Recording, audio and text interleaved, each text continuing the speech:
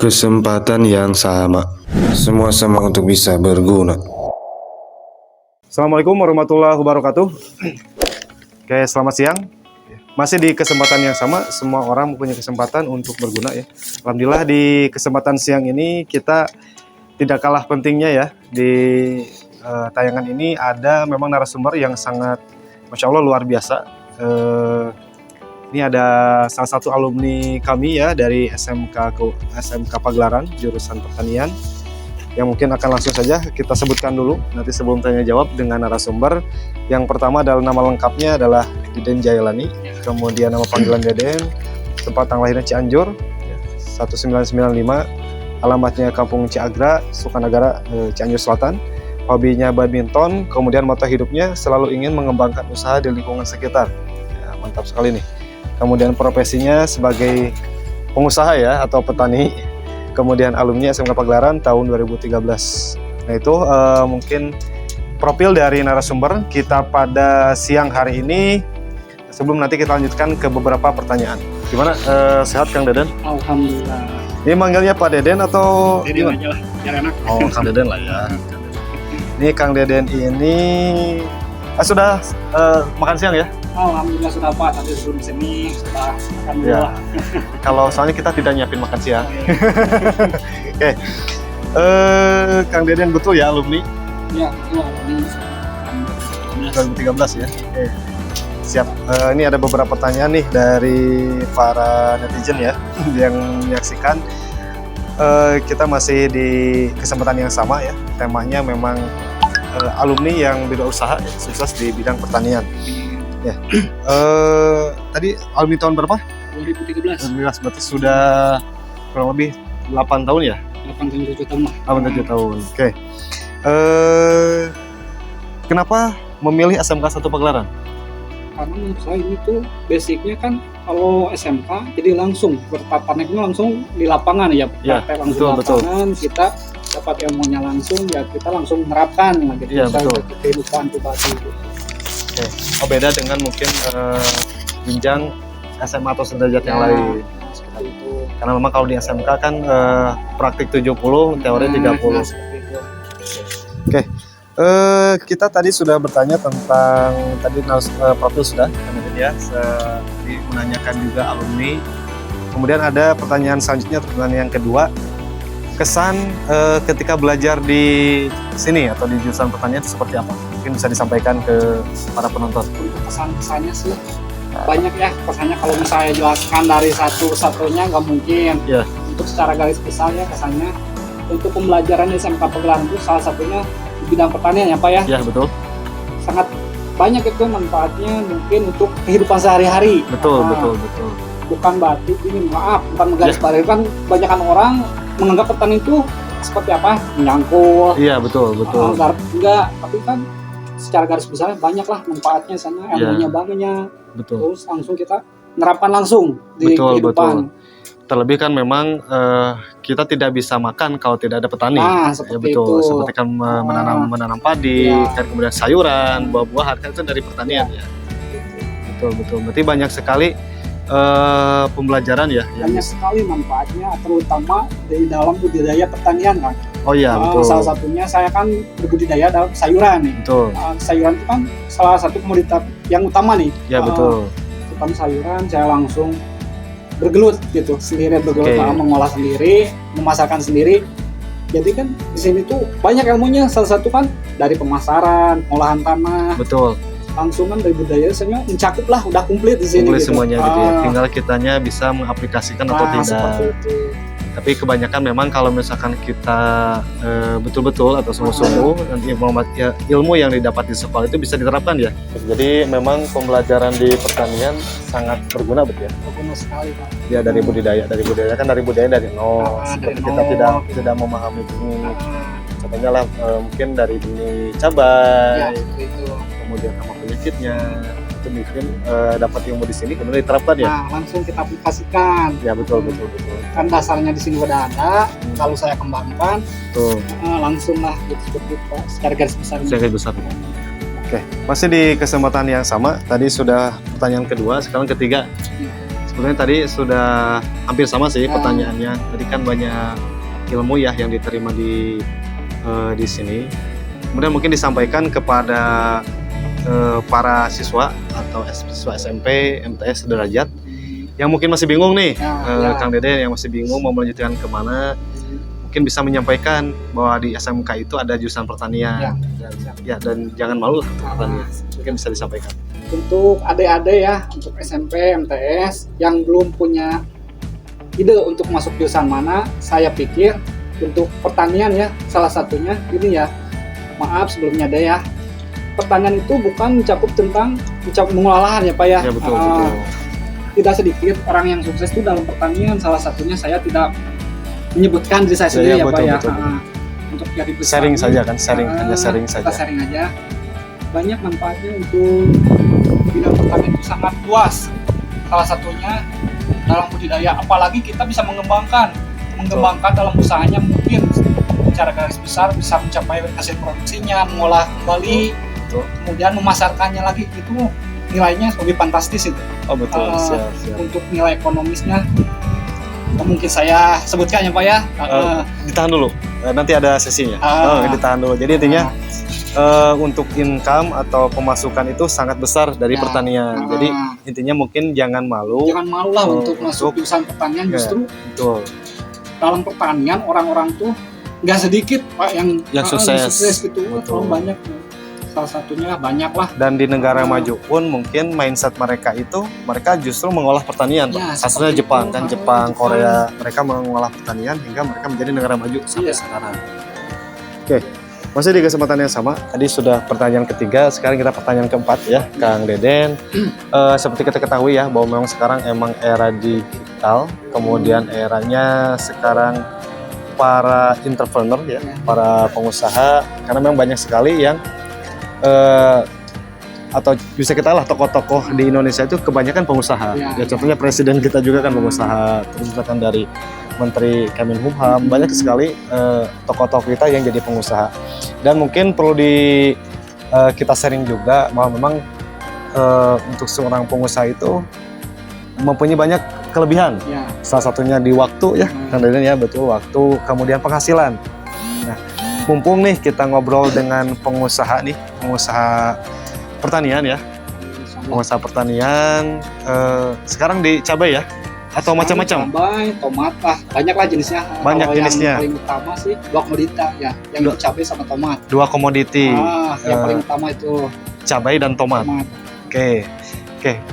Boleh nih, boleh disampaikan mungkin ke para penonton atau ke para viewers ya, atau yang menyaksikan tayangan ini, berapa sih kalau boleh tahu untuk motivasi bahwa memang saya pertanian loh, saya anak SMK loh gitu, tapi bisa berpenghasilan misalkan tinggi gitu. Boleh mungkin disampaikan, Kang Deden? Untuk segi penghasilan ya Pak ya. Betul. Kalau misalnya per bulan, saya perlu sebutkan atau enggak gimana nih? Terserah, mau nominal boleh. Mau nominal boleh atau langsung? Nggak usah ya. Ya siap. Kalau untuk penghasilan, kisaran dari berapa ke berapa lah boleh. Untuk kisaran lah, kalau misalkan per bulan secara garis besar 5 juta lah. Adalah udah masuk sisa. Itu bersih ya. Itu udah sisa tenaga kerja, upah yang lain-lainnya itu bersih untuk misalkan tabungan kita masa depan. Betul. Kalau untuk sehari-hari kita kan misalkan ada tanaman nih Pak, ya kan menyangkutnya tumpang sari nih ya. Betul. Misalkan tanam satu udah habis, nah kita udah punya untungan dari yang satu lagi. Yang gitu. Tumpang sari. Oke, berarti misalkan kan komoditas utama itu tomat sama cabai. Tadi luar itu juga kan ada tumpang sari. Contohnya apa yang ditanam? Tumpang sarinya gini kan tomat sama cabai. Nah, untuk tumpang sarinya kan tomat yang pertama panen, tumpang sarinya cabai. Gitu. Jadi bisa Itu menganalisis harga. Oh, harga. Misalkan kita dari tomatnya lagi ke bawah, cabai di atas. Cabai yang dimunculkan. Jadi kecil kemungkinan lah untuk merugi gitu Pak. Oh iya betul. Jadi sangat kecil untuk kerugian. Kerugian gitu ya. Kita mengantisipasinya seperti itu. Untuk selanjutnya sih banyak lagi, ntar kan misalkan modal pertama udah ketutup sama itu, yang keduanya kan kita udah ada untung, jadi nggak perlu modal lagi sebenarnya, udah ketutup kan yang pertama. Berarti kalau ditotalkan berarti lebih dari 5 juta berarti? Mungkin bisa salah ya, itu secara garis besar aja. Siap, garis besar ya. Oke. Selain komoditas yang dua tadi disebutkan, ada nggak komoditas lain atau yang sering ditanam gitu? Banyak sih yang kecil-kecil modalnya untuk adik-adik yang mau belajar ya. Betul. Yang ringan, nggak terlalu banyak pengusaha kan, salah satunya tanam timun Ya. atau sawi, itu nggak terlalu modal besar, hasilnya lumayan lah kalau untuk betul. anak-anak SMP atau ada adik-adik mungkin SMK di sini. Ya. Mungkin itu bisa menjadi nilai jual tersendiri, Pak. Oh gitu. Apalagi misalkan kita kalau misalkan budidaya secara hidroponik, itu luar biasa itu harganya. Betul. Kalau saya sendiri kan budidaya yang nggak hidroponik, langsung terjun di lapangan, Ya. memang harga agak gesekan lah. Betul. Tapi kalau memanipulasi harganya seperti itu, Tumpang Sari, Betul. Untuk kerugian. ada penghasilan tambahan, kemudian menyiasati agar tidak ada kerugian. Seperti Mungkin itu. ditambah dengan namanya Tumpang Sari. Ya mungkin ada juga namanya kalau di pertanian itu urban farming ya. Ya, Urban seperti farming, itu. kemudian petani modern itu biasanya menggunakan hidroponik, aeroponik, itu juga bisa ya. Ya, bisa Diterapkan. terapkan. Oke, kita ke pertanyaan terakhir nih, Kang Deden. Ini kan tadi sudah panjang lebar terkait dengan motivasi, kemudian pembelajaran di sekolah, dan terakhir tadi penghasilan. Nah, kita mungkin bisa disampaikan lagi. Bagi yang masih bingung nih, ditegaskan lagi bagi yang masih bingung mau sekolah kemana, bisa disampaikan. Kemudian yang terakhirnya lagi, itu bagi generasi muda nih, supaya mindsetnya dirubah, jangan hanya mau jadi karyawan saja, bahwa memang ternyata menjadi wirausaha atau entrepreneur juga, ya, entrepreneur itu memang menjanjikan gitu. Ya, silakan. Menjanjikan ya. Jadi untuk adik-adik atau alumni ya, gak usah malu lah untuk misalkan bidang pertanian. Betul. Salah satunya Pak ya.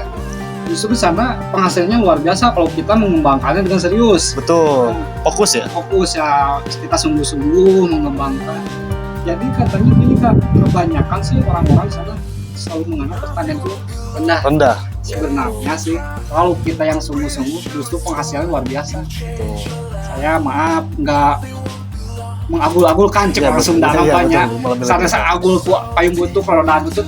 Kalau buat kendaraan pribadi saya alhamdulillah sudah kebeli gitu ya, dari hasil pertanian, Ya, dari betul. ilmu saya yang pelajari di SMK, Ya betul. saya udah terapkan, alhamdulillah hasil saya udah kepetik untuk Betul. saya sendiri, untuk adik-adik, semua alumni. Ayolah, kembangkan usaha kita, apalagi budidaya pertanian itu sangat menjanjikan. Sangat menjanjikan. Kalau boleh disaring nih sampai sebelum nanti di akhir, aset yang sudah dimiliki nih berarti dari 2013 ya? Ya, 2013. Sampai sekarang ini aset apa saja nih yang dimiliki agar jadi motivasi nih buat yang penonton? Aset ya alhamdulillah lah, kalau untuk kendaraan mobil pribadi udah ada. Ya, kendaraan ada, berarti rumah juga sudah ada ya? Rumah alhamdulillah lah udah ada, obat dan tinggal, termasuk tanah pun juga gitulah. Ya, betul. Tanah Investasi ya. Investasi untuk kedepannya, apalagi kan budidaya mengeluarkan tanah. Betul. Nah ya itu. Kemudian yang tadi ada lagi nggak yang disampaikan? Mungkin jadi motivasi juga. Ayo supaya bisa berwirausasaha gitu. Jangan mengandalkan lowongan kerja saja. Sebaiknya sih gini untuk adik-adik ya, kita menciptakan sini itu kan berbeda-beda tapi Betul. tujuannya sama. Iya, betul. Tujuannya sama. Kalau kita motivasinya gini Kak, motivasi saya tuh berwirausaha, enggak untuk kalian kalau berusaha kan waktu kita yang atur, hasilnya Betul. kita juga yang menikmati sendiri. Betul. Justru kita kalau berusaha kita nyamannya gini, punya yang kerja, kita tinggal duduk santai, Betul hanya mengawasi hanya mengawasi. saja. Saya urusan kan ada yang salah, kita luruskan saja seperti itu. Nggak terlalu, kita nggak perlu capek-capek kelahan lah kasarnya gitu. Biar garis besarnya itu kita yang punya mindset sendiri lah. Betul. Kita harus punya mindset sendiri, pola pikirnya rubah. Jangan kita pola pikirnya hanya untuk karyawan, tapi kita berwirausaha sendiri, menciptakan lapangan kerja. Betul. Seperti itu. Mungkin seperti itu yang saya Betul. sampaikan. Tadi menambahkan ya, jadi digarisbawahi lagi. Jadi memang kita mindsetnya harus rubah. Kalau kita memang mau jadi negara yang maju, jadi kita setiap masing-masing dari generasi muda itu berpikir untuk mindset menciptakan lapangan pekerjaan dan bisa membantu mengatasi pengangguran di negara kita. Gitu ya. Khususnya di lingkungan kita Khususnya di sendiri. lingkungan lah. kita sendiri. Baik, tadi pertanyaan sudah disampaikan. Dan Masya Allah ya, sangat luar biasa sekali hari ini, siang ini bisa kita ngobrol bareng dengan salah satu narasumber ya, atau yang alumni yang sudah sukses ya, Insya Allah di bidang pertanian. Ya, tadi sudah disampaikan juga Wak ya, bahwa memang kita harus saatnya untuk merubah pola pikir agar bisa menciptakan lapangan pekerjaan yang banyak. Baik, itu saja mungkin tadi yang disampaikan ya. Mudah-mudahan apa yang tadi kita lihat menjadi bermanfaat dan menjadi motivasi khususnya bagi adik-adik yang ingin melanjutkan ya. Jangan jauh-jauh ya di Pagelaran, atau ada juga sekolah yang memang mempunyai kualitas yang bagus dan memang ada beberapa jurusan yang ya sangat mungkin direkomendasikan. Salah satunya pertanian ya. Jadi jangan malu masuk SMK, jangan malu masuk jurusan pertanian, dan sebagai anak muda tentunya terus kreativitas, berinovasi dan menciptakan lapangan sebanyak-banyaknya. Ya, maju terus generasi muda Indonesia. Salam pertanian. Terima kasih Kang Deden. Ya. Barakallahu fikum. Assalamualaikum warahmatullahi wabarakatuh.